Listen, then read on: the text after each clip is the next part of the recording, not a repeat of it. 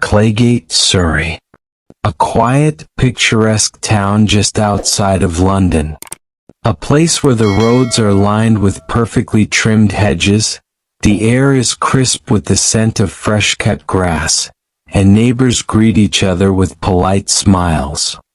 A town where the biggest scandal might be a missing cat, or a minor dispute over parking. A town like this, it's supposed to be safe, predictable. The kind of place where doors are left unlocked and where everyone knows everyone's business. Where mothers push prams down quiet streets, children ride their bikes, and the idea of violence feels almost impossible. But behind the walls of one of these homes, behind carefully drawn curtains and neatly painted doors, something was happening. Something dark. Something silent. Something no one saw coming. Because the truth is, even the most perfect towns have their secrets. And this house held the kind of secret that would send shockwaves through all of England. On that fateful morning, the quiet town of Claygate woke up to the sound of police sirens, to whispers behind drawn curtains, to headlines that would make even the most hardened detectives stop in their tracks. A husband, a wife, a family home. But what lay inside would leave an entire nation questioning everything they thought they knew about love, marriage, and justice. The body was found at the dining table. The room was untouched. No signs of struggle, no forced entry. Just a quiet, almost peaceful scene, except for one horrifying detail. And then there was her. The woman who sat in silence, waiting. The woman who had spent her entire life in the shadow of the man she once loved. The woman whose name the world would never forget. Sally Challen. But before we talk about that day, we have to go back. Back to where it all began. Back to the man at the center of it all, Richard Challen. Richard Challen was born into privilege. Raised in an upper-class English household, he had everything a young boy could ask for. Money, comfort, a family name that carried weight. But in the Challen household, love was conditional. Affection was a currency given only when earned. Respect was not mutual, it was expected, demanded. And from the moment Richard could understand words, he learned that power belonged to those who took it.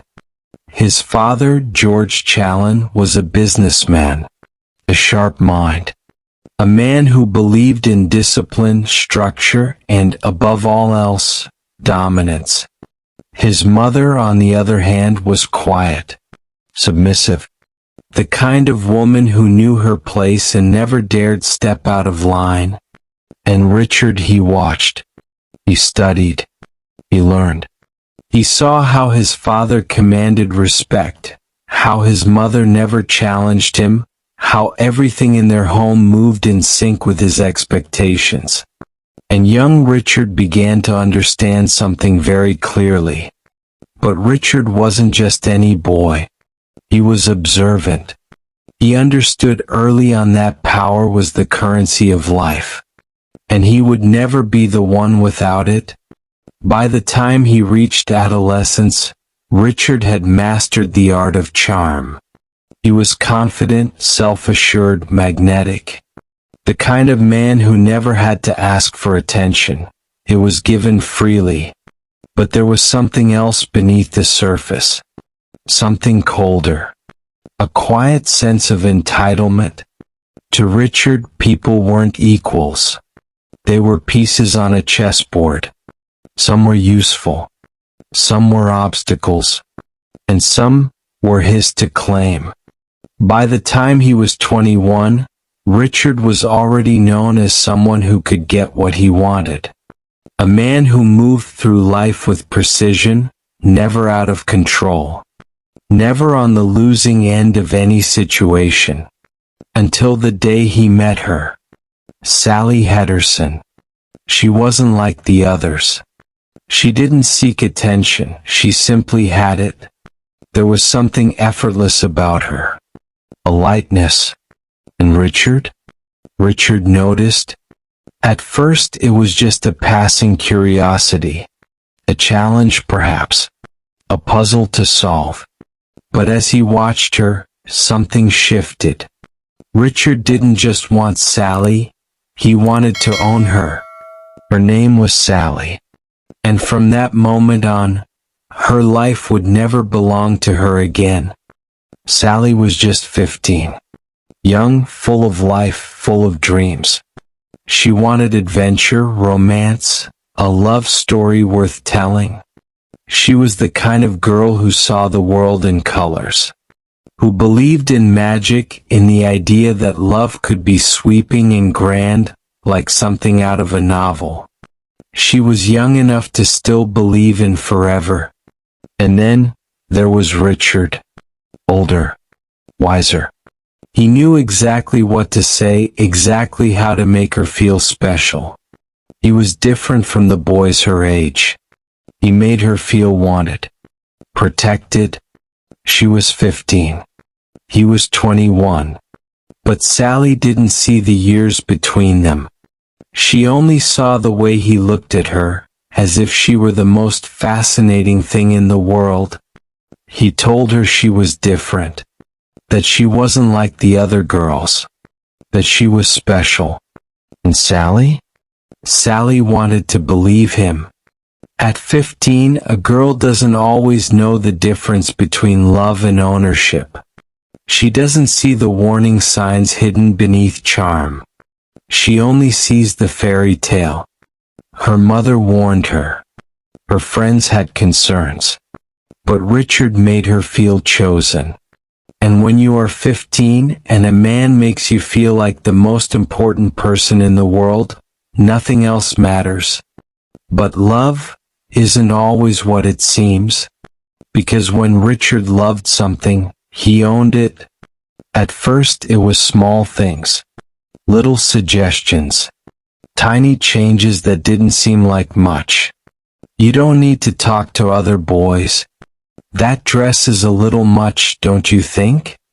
I just worry about you, that's all. And when she apologized, though she didn't quite know what for, he would smile, brush his fingers over her cheek, and tell her he just wanted to protect her. Because that's what love was. Protection. Slowly the fairy tale began to shift. And Sally? Sally didn't even notice. The world got smaller.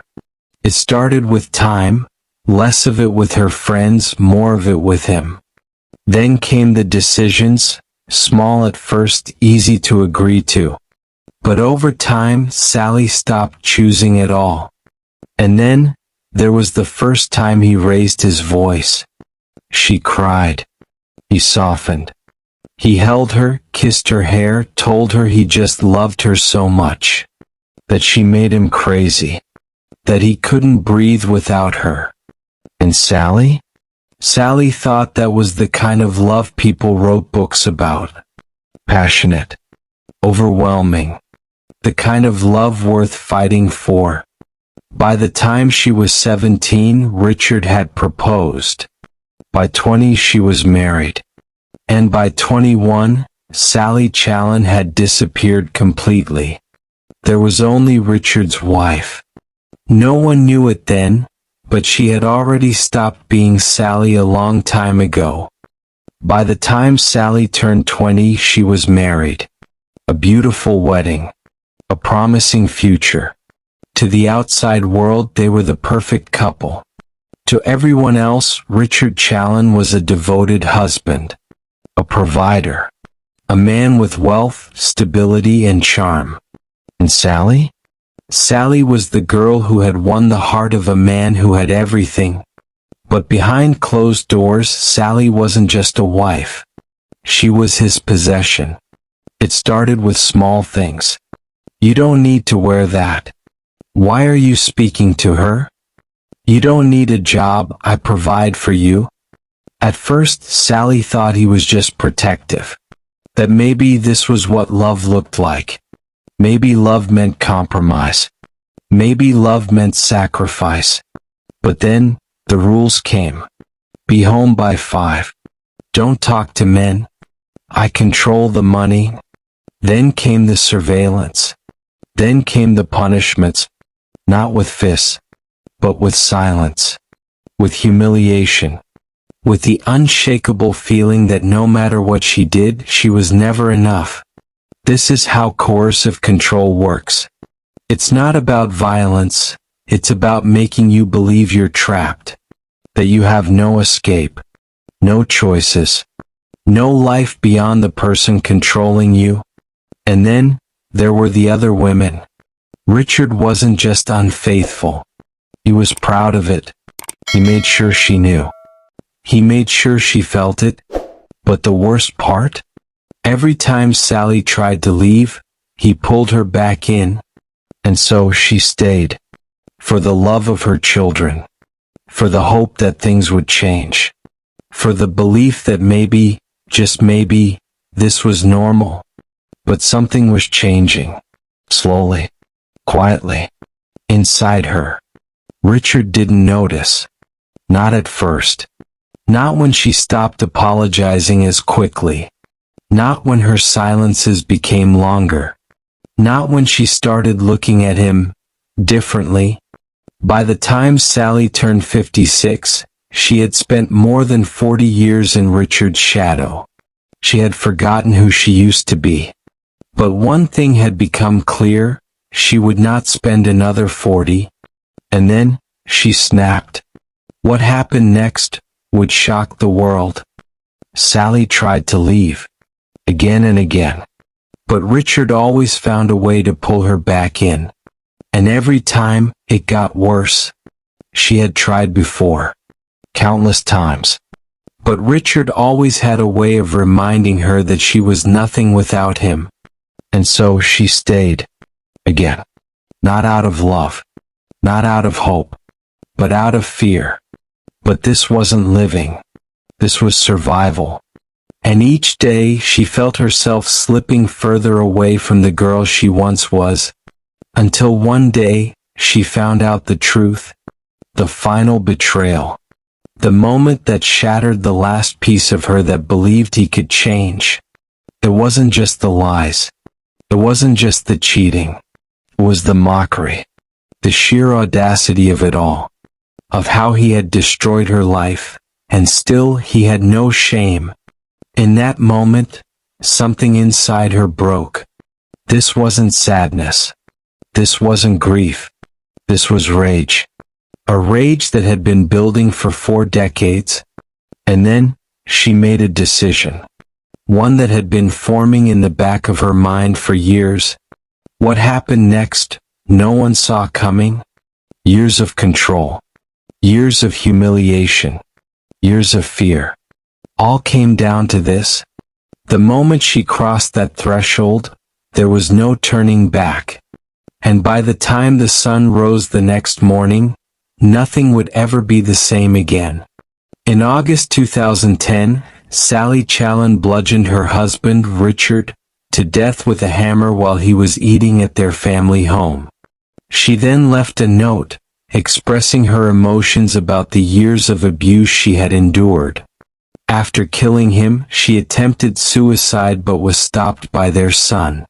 A husband. A wife. A lifetime of pain, and an act of irreversible consequence. When the police walked through that door, they weren't prepared for what they would find.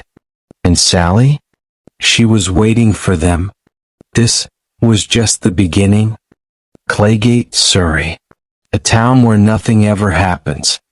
A town where neighbors wave from their driveways, where children play on tree-lined streets, where crime is a story on the evening news, something that happened somewhere else. Until now. The first call came in at 7:15 a.m. A woman's voice. Come. Controlled. I need to report a death. No panic. No hysteria. just a statement of fact. It was the calmness that unsettled them, the lack of urgency, the lack of fear. Most people calling 999 over a violent death are gasping, frantic. But this woman? She sounded as if she were ordering tea. They expected a crime scene, a body, maybe even a struggle.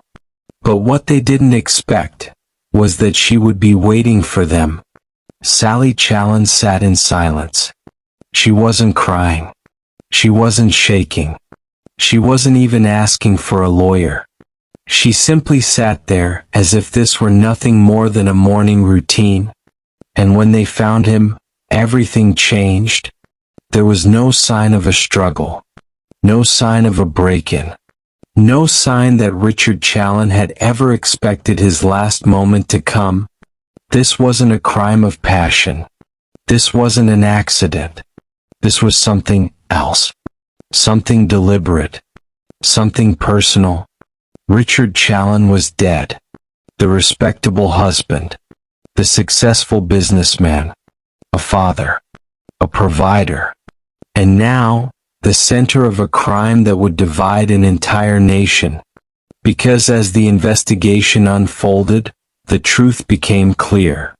This wasn't just about what happened that night.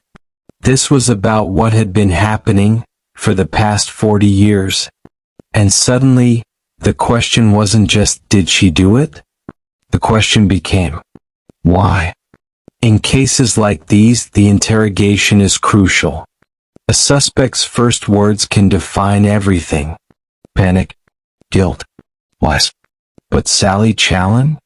She didn't show any of it. A shrug. No tears. No begging. No dramatic confession. Just a woman who had nothing left to say. And just like that, the case was open. But this wasn't just about a murder. This was about something much deeper. A story that wasn't told in the crime scene photos. A story that was written in 4 decades of silence. And suddenly the world wasn't asking, is she guilty? They were asking, was she ever free?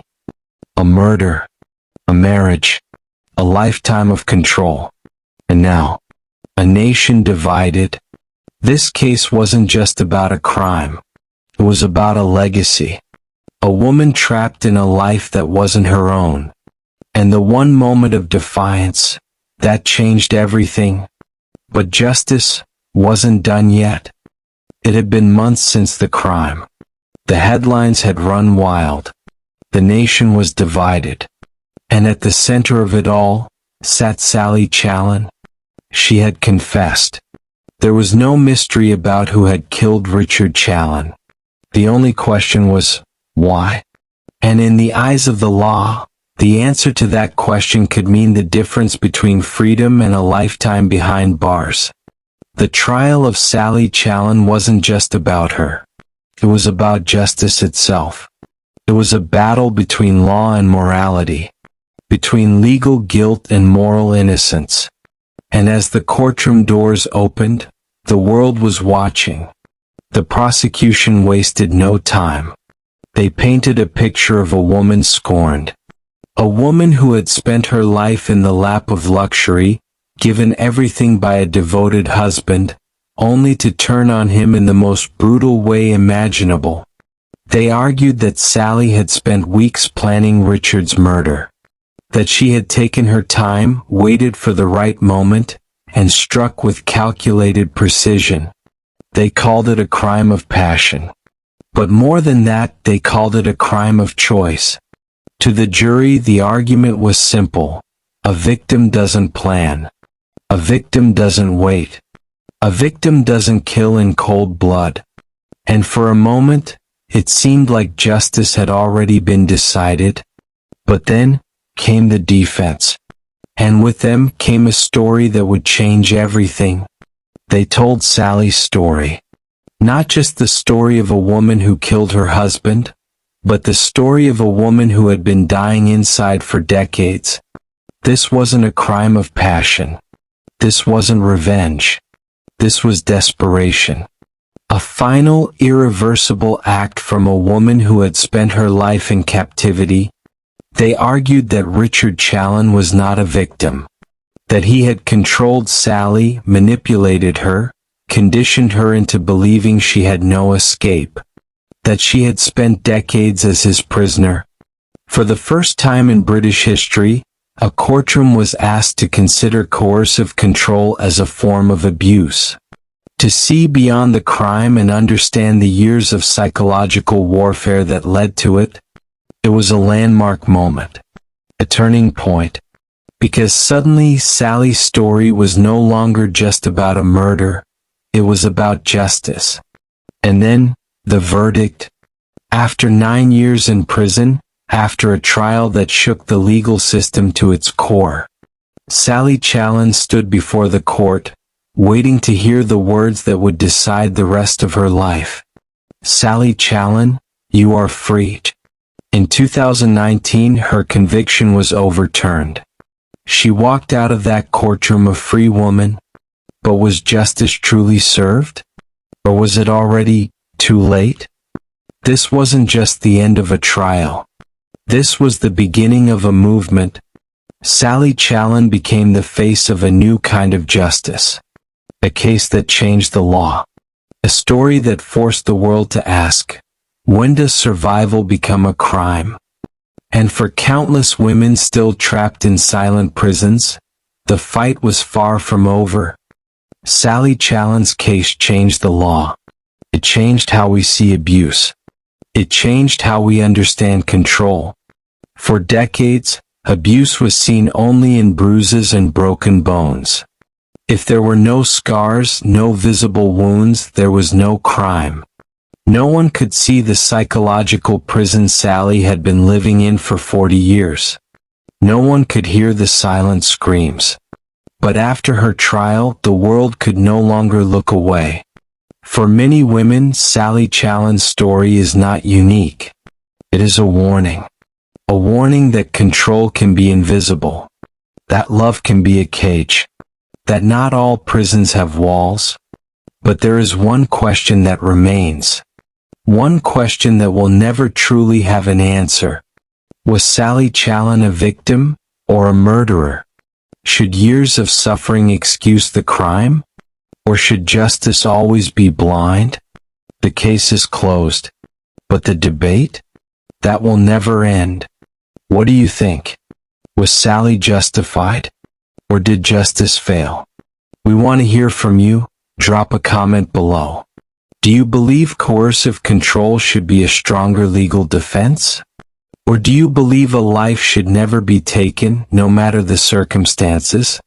But before you go, if you found this case as inspiring as we did, make sure to hit that like button. And if you love true crime stories that dive deep into the most controversial cases, don't forget to subscribe and turn on the bell notification so you never miss an update. Because this is just one story. There are thousands more out there. And sometimes the truth is even darker than we imagine. And the next case might be even worse. So stay safe and see you in my next video.